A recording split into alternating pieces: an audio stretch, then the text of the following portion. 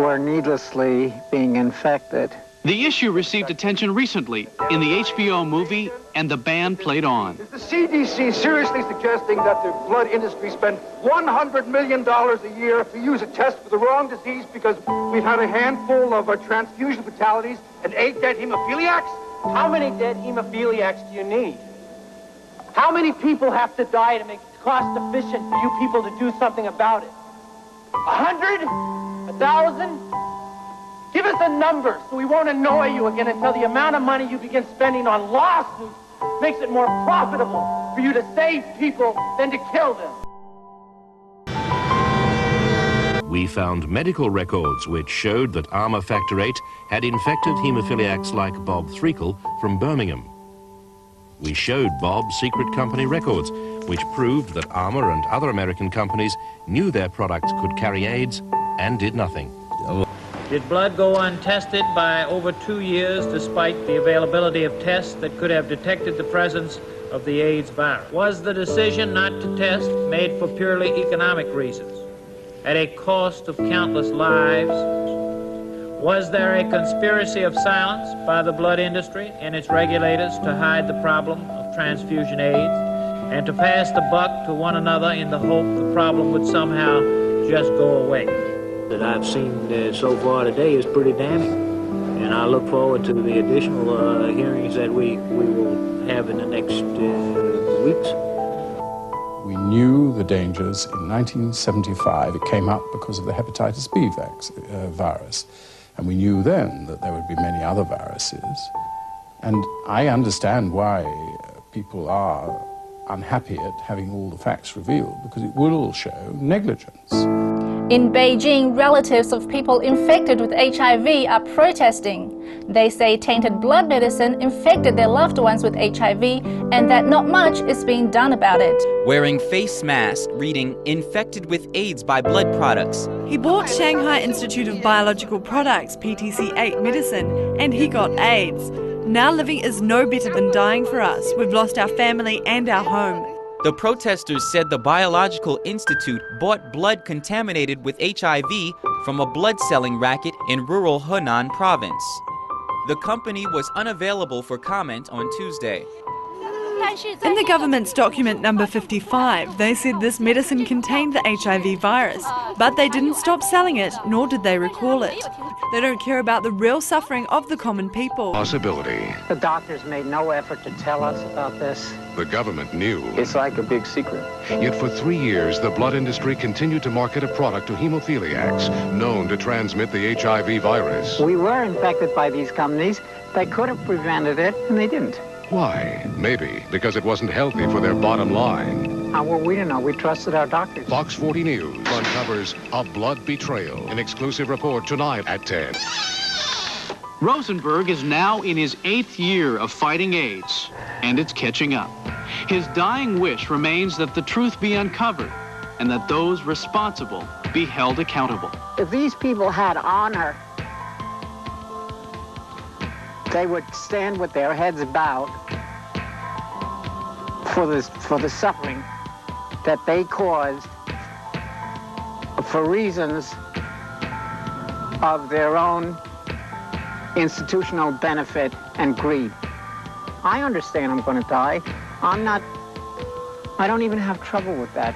I'm really offended by the fact that it's under such a pile of lies. That's what offends me.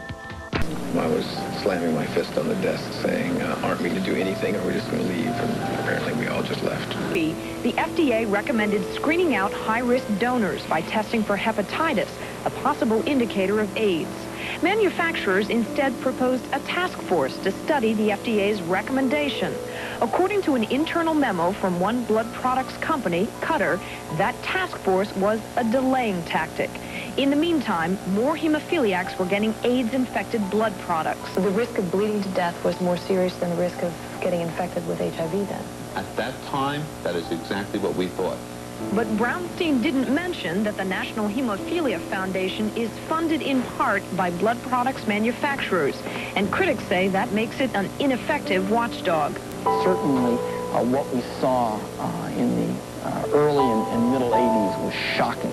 They refused to follow up on the recommendations of the Centers for Disease Control. They worked together with the industry, for example, to try to hold off strong regulatory action. Certainly not. They were told by the people that they had a wonderful process. We said it wasn't a wonderful process.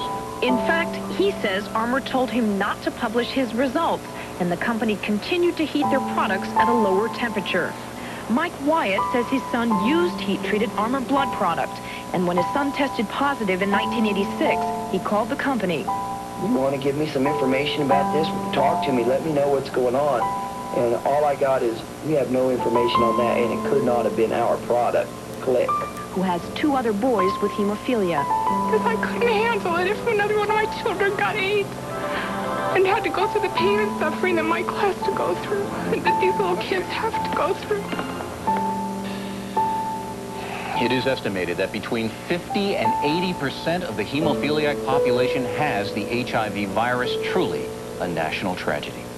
That's clearly unacceptable in the healthcare. You have to, not to, in any other industry also, you would never do that kind of a thing for either to an individual or for your company. It does not fit with logic or ethical behavior. It's wrong. Yet they did it. They did it. I think the actual legal terminology of negligence or homicide has to be decided by the courts. But from my personal view, it's horrendous that you would pass on a deadly virus and actually lead to fatal injury of someone from a product that you're marketing. Turned out to be contaminated with the HIV virus, and that your child had AIDS or was likely to get it. Now add to that the product in question could cost as much as $200,000 a year, and there's no way you can afford it. That's exactly the situation facing thousands of families of hemophiliacs who were put on this product. It's so expensive because to be effective as a clotting factor, and that's what it's called, clotting factor, it has to be distilled from the blood of 20,000 donors. That's also why it wreaks such havoc among hemophiliacs. He turned around and he just had a really shocked look on his face, and he said, I can't get AIDS from my blood product, can I? Hi, Mom. Hi, Dad. Larry died at the age of 11. His name added to a list of more than 1,500 others murdered by their own medicine. Well, if you're watching this, I guess you must be dead. But I don't want you to be sad, because I'm happy.